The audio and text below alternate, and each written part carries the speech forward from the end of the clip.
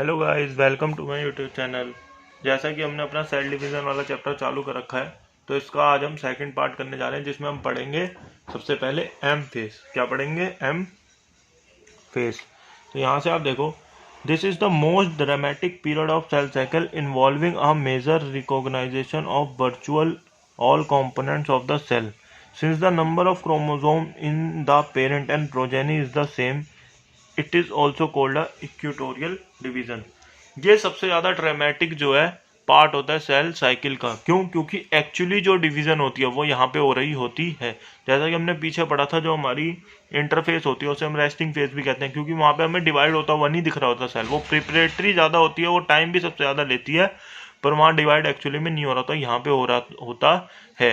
जो chromosome number है इसके अंदर, वो जो पेरेंट्स में है माइटोटिक डिवीजन के अंदर, माइटोटिक जिसमें टी आता है, माइटोटिक डिवीजन के अंदर जो है क्रोमोसोम नंबर पेरेंट्स में और प्रोजेनी में सेम रहते हैं, इसलिए हम इसे इक्वेटोरियल डिवीजन कहते हैं।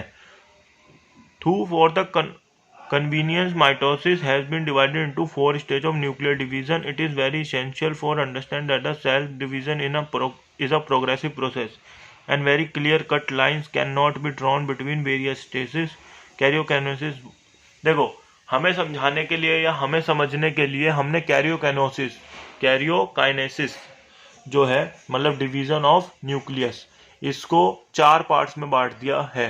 ठीक है, 4 पार्ट्स में बांट दिया। पर हम एक चीज समझ सकते हैं कि जो ये प्रोसेस होता है ना सेल डिवीजन, ये एक प्रोग्रेसिव प्रोसेस है। मतलब कि कोई ऐसा एग्जैक्ट नहीं होता कि भाई सबसे पहले ये हुआ, ये यहाँ खत्म हो गया, फिर दूसरा पार्ट चालू कर। नहीं, ये एक चल रहा है, एक चलता हुआ प्रोसेस है। हम बिल्कुल क्लियर कट नहीं बोल सकते कि यहाँ पे प्रोसेस खत्म हो गई है, यहाँ से ये चालू हो गया। नहीं, बस कुछ पहचान है। जैसे अब हम यहाँ आगे पढ़ेंगे कि भाई अगर ऐसा हो रहा है तो ये प्रोफेज है, ऐसा हो रहा है तो मेटाफेज है, पर हम क्लियर कट नहीं बोल सकते कि यहाँ पे ये खत्म हो गया, यहाँ से ये चालू हो रहा है। तो आगे देखो, prophase which is the first stage of karyokinesis of mitosis follows the SNG2 phase of interface. देखो, प्रोफेज जो होता है, हमने उस डायग्राम में पिछली वीडियो में समझा था, आप उस वीडियो को जरूर देख लेना, उससे फिर आगे आप ये देखना समझ आएगा। तो जैसे कि प्रोफेज जो होता है वो G2 फेज के बाद अगली फेज होती है। ठीक है, in the SNG2 phase the new DNA molecule formed are not distinct but intertwined. जो नया डीएनए मॉलिक्यूल बनता है ना एस फेज में या किसी में भी, तो जो एस फेज में कोई भी मॉलिक्यूल डीएनए बना होता है वो इंटरवाइंड होता है, मतलब वो खुला हुआ नहीं होता, बिल्कुल पैक्ड होता है। Prophase is the marked by the prophase किस तरीके से हमें पता चलता है? Initiation of condensation of chromosome material, मतलब जो क्रोमेटीन है वो कंडेंस्ड होएगा, क्रोमोसोम की फॉर्म लेगा, तो वहां से हमें पता चलता है। ठीक है, the chromosomal material becomes untangled during the process of chromatin condensation. जो क्रोमोसोम होता है ना, आपने डीएनए वाले चैप्टर में पढ़ा भी होगा या मैं आगे जब पढ़ाऊंगा, तो क्रोमोसोम होता है वो एक दूसरे पे लिपटा हुआ होता है, कुछ इस तरीके से क्रोमोसोम चल रहा होता है पूरा। क्रोमोसोम नहीं, क्रोमेटिन, सॉरी। क्रोमेटिन कुछ इस तरीके से होता है, जब वो कंडेंस्ड होता है ना तो वो खुलने लगता है, वो खुलेगा। ठीक है, वो इससे थोड़ा सुलझेगा, जैसे धागा होता है उसको हम सुलझाएं तो ऐसे होगा। The centromere which had undergone duplication, मैंने आपको पिछले वीडियो में बताया था कि सेंट्रोमियर जो होता है वो भी डुप्लीकेट होता है स्पेस के टाइम पे, जो है वो अपोजिट पोल पे जाने लगता है। जैसे कि एक आपका सेल है, ठीक है, जैसे कि आपका, एक second,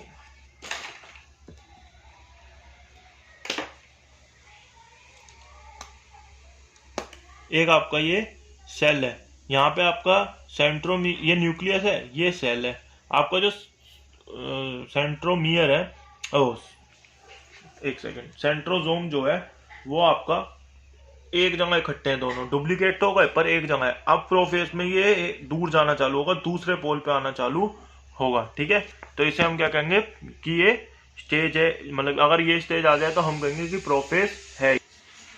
the completion of prophase can thus be marked by following characteristics. अब हम ये कैसे पता लगा सकते हैं कि प्रोफेज जो है खत्म हो चुकी है? नीचे जो कैरेक्टरिस्टिक जो है इससे पता लगेगा।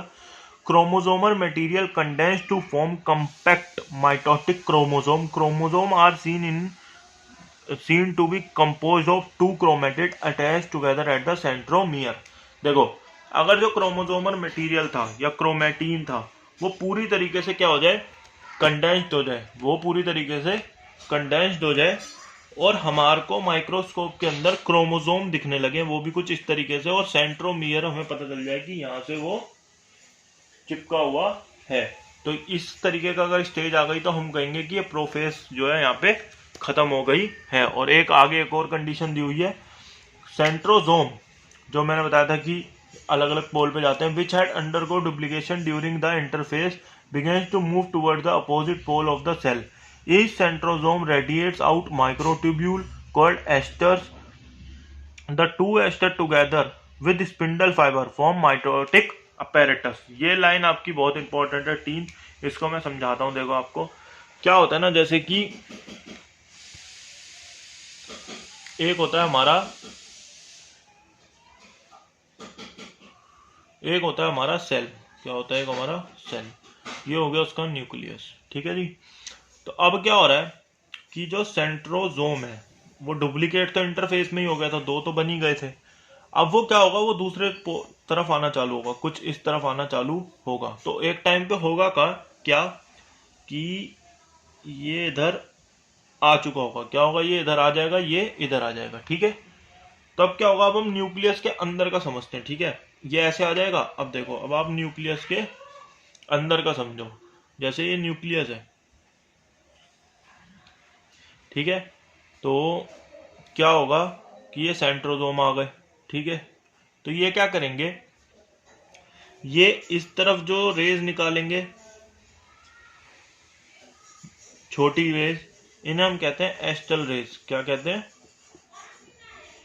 एस्टल रेज। और जो ये यहाँ पे बड़ी आएंगी इन दोनों के बीच में, ये होता है स्पिंडल फाइबर। क्या होता है, स्पिंडल फाइबर, ठीक है। हमारी एनसीईआरटी में क्या लिखा हुआ है, 2 एस्टल रेज और स्पिंडल फाइबर को मिला के, इन दोनों को मिला के हम क्या कहते हैं, माइटोटिक अपैरेटस। क्या कहते हैं, माइटोटिक अपैरेटस, ठीक है, ठीक है। अभी आपको समझ आ गया होगा। तो क्वेश्चन सीधा आएगा कि माइटोटिक अपैरेटस किस किस चीज से मिलकर बना हुआ होता है। Cells at the end of prophase, cells at the end of prophase when viewed under the microscope do not show Golgi complex। जब हमने जो है सेल्स जो होता है ना, देखो अभी आपने जो मैंने डायग्राम बनाया होगा उसमें आपने सोचा होगा कि सेंट्रोसोम जो है पहले तो वो बाहर था, अब वो अंदर कैसे आ गया। जब प्रोफेज होती है तो जो हमारा न्यूक्लियस होता है, जैसे न्यूक्लियस है, तो इसकी जो ये है ना बाउंड्री, वो डिसअपीयर होनी चालू हो जाती है। और जो जो चीजें हमें नहीं चाहिए होती, जैसे माइटोकॉन्ड्रिया हमें नहीं चाहिए होता, एंडोप्लाज्मिक रेटिकुलम नहीं चाहिए होता, गोल्गी बॉडी नहीं चाहिए होता ड्यूरिंग रेप्लिकेशन, तो ये सब चीजें यहाँ से हट जाती हैं। ये सब चीजें यहाँ से हट जाती हैं कि रेप्लिकेशन के लिए स्पेस बचे। तो जैसे ही ये खत्म हो गया ये वाला, तो ये पूरा एक ही कंपार्टमेंट हो गया, एक कंपार्टमेंट हो गया। तो जो हमारे सेंट्रोसोम है वो इसके अंदर ऐसे लाई करते हैं, ठीक है, समझ आया। तो वो चीज हट जाती है।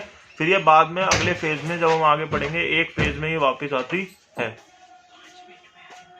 ठीक है। अब आगे देखो, अगली फेज हमारे पास कौन सी है, metaphase. The complete disintegration of nuclear envelope marks the start of second phase of mitosis. जब बिल्कुल न्यूक्लियर एनवेलप, जो न्यूक्लियर आउटर लाइनिंग है, वो बिल्कुल एक तरीके से डिस्ट्रॉय हो जाए, खत्म हो जाए, जब पूरा कंपार्टमेंट एक ही हो जाए, तो उसको हम कह देते हैं कि अब सेकंड फेज ऑफ माइटोसिस चालू हो गई है, जिसे हम कहते हैं metaphase. Hence the chromosome are spread through the cytoplasm of the cell। Chromosome वगैरह ये जो सब है न्यूक्लियस के अंदर का मटेरियल है, वो साइटोप्लाज्म में ही मिक्स हो जाता है। By this state condensation of chromosome is completed and they can be observed clearly under the microscope। इस स्टेज तक जो कंडेंसेशन है वो क्रोमोसोम या क्रोमैटिन का पूरा हो चुका होता है और क्रोमोसोम हमें दिख रहे होते हैं माइक्रोस्कोप के अंदर। इसीलिए हम इस स्टेज को जो है मॉर्फोलॉजी ऑफ क्रोमोसोम, मॉर्फोलॉजी या study of chromosome, study of chromosome के लिए यूज करते हैं, ठीक है, इसे याद रखना आप।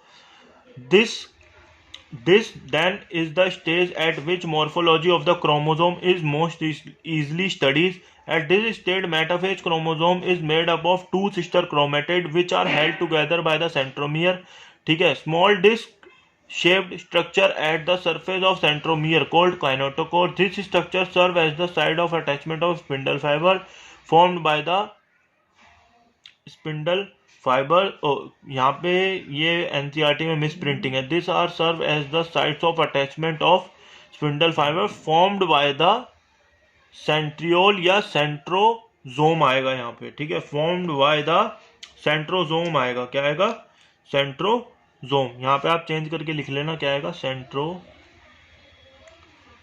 आएगा. ठीक है. To the chromosome that are moved into position at the center of the cell. Hence the metaphase is characteristic by all chromosome coming to lie at the equator with one chromatid of each chromosome connected by the its kinetochore to spindle fiber from one pole and its sister chromatid connected by the kinetochore of spindle fiber by the opposite pole. The plane of alignment of the chromosome at the metaphase is referred to as metaphasial plate. देखो अब मैं आपको पूरा paragraph समझाता हूँ. इन्होंने यहाँ पे हमें बोला क्या है, मॉर्फोलॉजी वाला पॉइंट तो मैंने आपको बता ही दिया.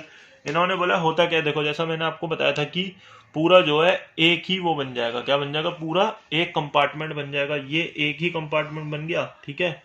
अब क्या हमारे पास भाई क्रोमोजोम, यहाँ पे आप ये लगा लो, एक क्रोमोजोम ये है, यहाँ पे एक क्रोमोजोम ये है, एक क्रोमोजोम ये है. ठीक है. ये क्या है? इसका सेंट्रोमियर. ये मैंने सेल वाले चैप्टर में बता दिया था, वो आप देख सकते हो, मेरे चैनल पे जाके देख लेना उसकी वीडियो. तो ये सेंट्रोमियर है. क्या है? सेंट्रोमियर. और ये क्या होते हैं? काइनेटोकोर्स. क्या होते हैं? काइनेटोकोर्स होते हैं. ठीक है. अब क्या होता है, जो दो हमने देखा था कि सेंट्रोसोम है, जो सेंट्रोसोम दो होते हैं, यहाँ से मैंने आपको बताया था एक तो एस्टल रेज निकल रही होती है ना, और दूसरा क्या निकल रहा होता है? स्पिंडल फाइबर निकल रहा होता है. तो स्पिंडल फाइबर एक यहाँ अटैच होता है, एक ये ऊपर वाला यहाँ, ये यहाँ, ये यहाँ, ये यहाँ. इन्होंने यहाँ पे क्या बोला कि जो काइनेटोकोर होते हैं ना, वो देखो क्रोमोसोम जो होते हैं उनके जो ये दोनों होते हैं, इसको तो हम क्या कहते हैं आपको पता होगा? Sister chromatid. क्या कहते हैं? Sister chromatid. क्रोमेटिड कहते हैं. ठीक है. जो सेंट्रोमियर होता है उसके दोनों तरफ क्या होता है? काइनेटोकोर. दोनों तरफ क्या होता है? काइनेटोकोर. जो स्पिंडल फाइबर के अटैच होने की साइट होता है ड्यूरिंग रेप्लिकेशन ऑफ सेल. तो ये ऐसे करके अटैच हो जाता है. ये क्या है? Transition to metaphase. जब मेटाफेज चालू होने वाली होती है, जब ये ऐसा होता है, मतलब बीच का जो टाइम होता है प्रोफेज और मेटाफेज खत्म होने के बीच का, और जब मेटाफेज एक्चुअली में पूरी हो चुकी होती है, तो कुछ इस तरीके का हमारे पास स्ट्रक्चर बनता है. ठीक है. देखो कैसा,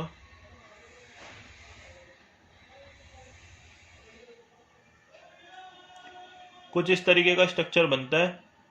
ये सब जो क्रोमोसोम होते हैं, सारे क्रोमोसोम जो है वो सेंट्रल लाइन पे एलोंगेट हो जाते हैं, सेंट्रल लाइन पे आ जाते हैं. और इस प्लेट को या इस लाइन को हम क्या कहते हैं? Metaphase plate. Metaphase plate. ठीक है. मेटाफेज प्लेट इसे हम कहते हैं. अब आगे देखते हैं. Spindle fibre attach to kinetochores of chromosome.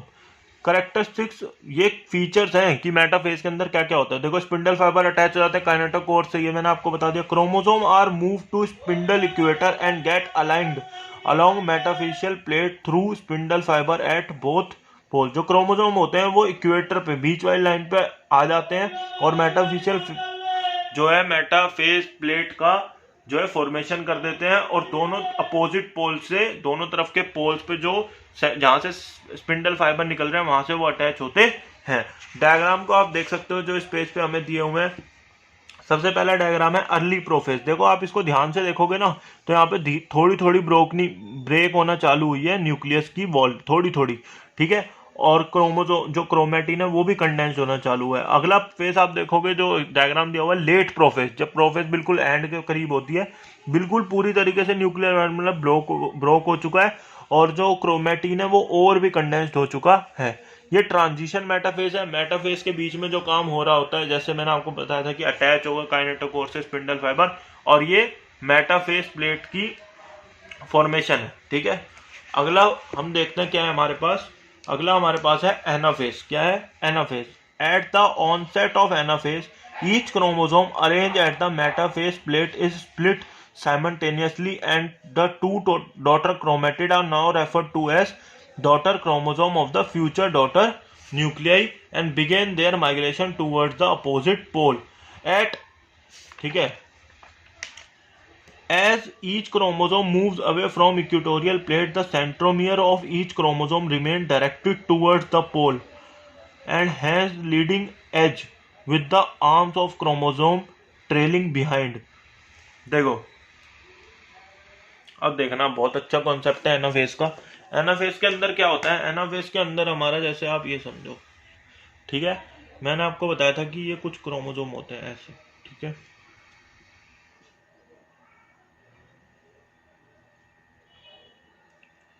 तो होता क्या है, ये तो हमारा मेटाफेज का हो गया डायग्राम। किसका हो गया? मेटाफेज का डायग्राम हो गया, ठीक है। अब आप देखो उसके अंदर क्या होता है ना, एनाफेज के अंदर, अब ये यहाँ से टूटना चालू होंगे, ये सेंट्रोमियर से अलग होना चालू होंगे। क्या होंगे? अलग होना चालू होंगे। तो ये नीचे वाला जो क्रोमेटिड है, वो जो नीचे वाले स्पिंडल फाइबर से अटैच है वो नीचे की तरफ आएगा, जो ऊपर वाला है वो ऊपर की तरफ जाएगा। और ये स्पिंडल फाइबर अटैच कहाँ से होते हैं? बिल्कुल सेंटर से अटैच होते हैं। तो ये सेंट्रोमियर तो इसकी तरफ आएगा। देखो होगा क्या, होगा क्या, ये सेंट्रोमियर क्या हो गया? ब्रोक हो गया। क्या हो गया? ब्रोक हो गया। अब ये क्या बन गए हैं? ये क्या बन गए हैं? दोनों अलग अलग सिस्टर क्रोमेटिड थे, अब दोनों अलग हो गए हैं। अब ये डॉटर न्यूक्लियाई, मतलब जो आगे हमारा सेल डिवाइड होगा उसके लिए ये क्या बन गए हैं? क्रोमोजोम या क्रोमेटीन बनाएंगे। क्या बनाएंगे? क्रोमोजोम या क्रोमेटीन। मतलब उसका हेरिडेटरी मटेरियल अब ये हो गया। क्या हो गया? हेरिडेटरी मटेरियल अब ये हो गया, ठीक है। ये अब क्या हो गया? क्रोमेटीन लगा लो, या इसको आप इसको अच्छा, ज्यादा अच्छा रहेगा, आप इसे कहो तो क्रोमोजोम बनेगा। क्या बनेगा? क्रोमोजोम, ठीक है। तो क्रोमोजोम बनेगा ये अगले डॉटर न्यूक्लियाई के लिए दोनों, ठीक है। तो यहाँ पे ये बोला गया। अब आप एक लाइन और समझो जो इससे आगे दी हुई है, वो क्या है? अब आप देखो, इसको मैं बड़ा करके बताता हूँ। जैसे क्रोमोसोम का ये सिस्टर क्रोमेटिड है, यहाँ से ये अटैच था किससे? स्पिंडल फाइबर से। अब ये इसको खींच रहा है। अब कोई भी चीज, बड़ी चीज को आप बीच में से पकड़ के ऐसे खींचोगे तो क्या होगा? यहाँ से तो ये ऊपर की तरफ जाएगा और ये इस तरीके से कर्व कर जाएगा। क्या कर जाएगा? इस तरीके से कर्व कर जाएगा। यही लिखा हुआ है लाइन में, ठीक है। अब आगे देखते हैं। The anaphase stage is characteristic by, किस चीज से कैरेक्टरिस्टिक कर सकते हैं हम एनाफेज स्टेज को? कैरेक्टरिस्टिक्स क्या होता है एनाफेज स्टेज के?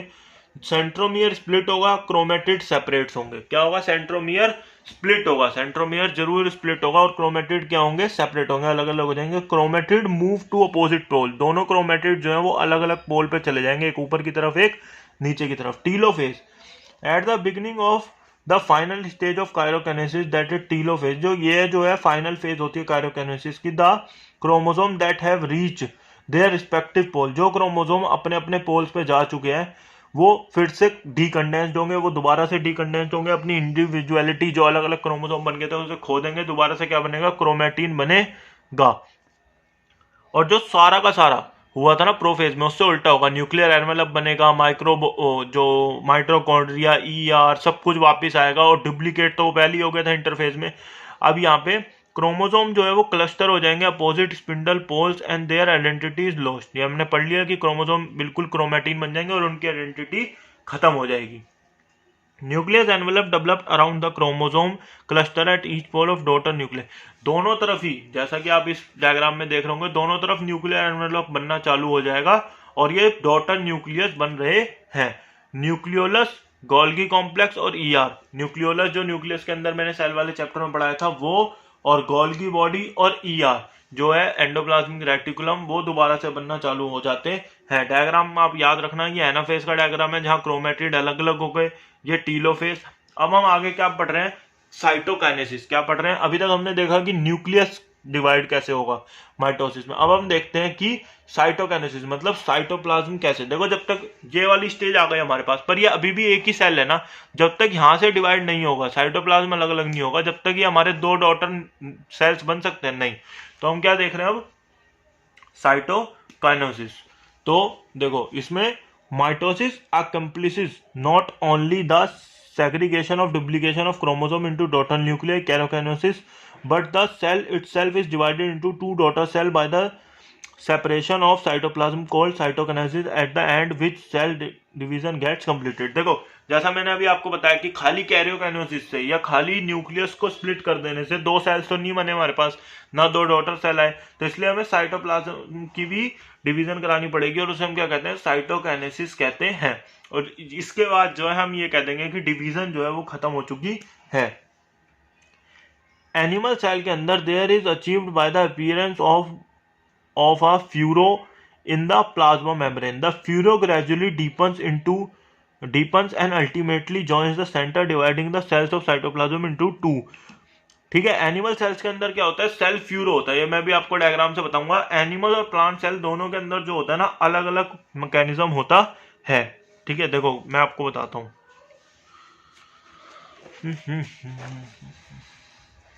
पहले इसको हम डायग्राम से समझ लेते हैं, फिर एनसीईआरटी एक बार रीड कर लेंगे। देखो ये होता है, देखो दो कंडीशन होगी, एक एनिमल सेल और एक क्या होगा, प्लांट सेल। ठीक है, एनिमल के अंदर क्या होता है ना हमारा, देखो मैं आपको बताता हूँ। एनिमल के अंदर क्या होता है, जैसे ये एक सेल है, ठीक है, तो इधर एक न्यूक्लियर बन चुका है, इधर एक न्यूक्लियर बन चुका है, यहां से इधर आएगा ये और यहां से इधर, मतलब अंदर की तरफ खींचेगा। कैसा हो जाएगा ये अगले स्टेप में, अगले स्टेप में ये कुछ इस तरीके से हो जाएगा।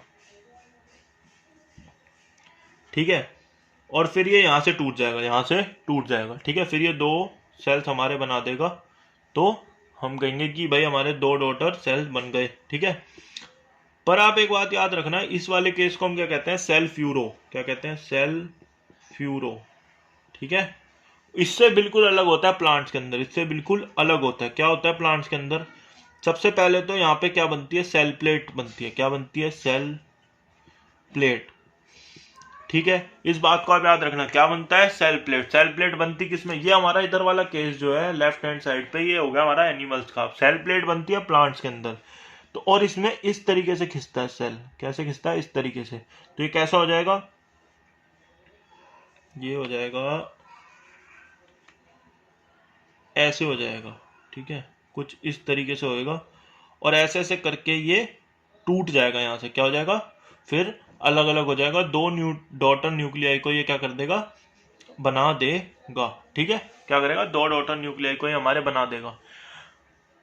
ये बात आपको याद रखनी है, किस तरीके की डिवीजन साइटोकाइनेसिस होती है एनिमल्स के अंदर, सेल फ्यूरो टाइप। इसमें क्या होता है प्लांट्स के अंदर, इसे हम एक्सटेंसिव भी कह सकते हैं या सेंट्रीफ्यूगल कह सकते हैं। ठीक है, इसे क्या कहेंगे, सेंट्रीपिटल, क्योंकि ये सेंटर की तरफ आ रहा है। इसे हम क्या कहेंगे, सेंट्रीफ्यूगल, ये सेंटर से दूर जा रहा है।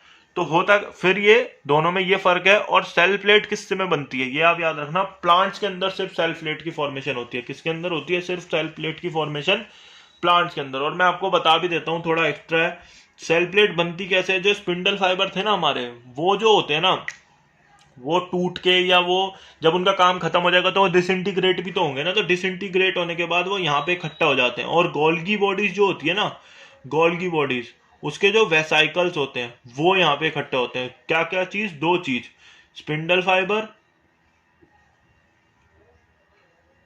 स्पिंडल फाइबर और ये गोल्गी बॉडीज के वेसाइकल, ये मिलके हमारा ये बनाते हैं, क्या बनाते हैं, सेल प्लेट। तो आगे देखो, अब रीड करो। देखो, plant cell however the are enclosed by relatively inextensible cell wall. Cell wall होती है प्लांट सेल के अंदर, इसलिए वो साइटोकाइनेसिस, देखो क्यों प्लांट जो है वो अलग तरीके से साइटोकाइनेसिस करते हैं, क्योंकि उनके पास एक थिक लेयर जो कि इतनी जल्दी से सेल फ्यूरो में नहीं जाएगी, जिसे हम कहते हैं सेल वॉल होती है। एनिमल सेल में सेल वॉल नहीं होती। In plant cell wall formation start in the centre of cell, ये जैसे मैंने आपको बताया, और आउटवर्ड की तरफ जाते हैं और वो अपना जो है दो डॉटर न्यूक्लियाई को बना देते हैं।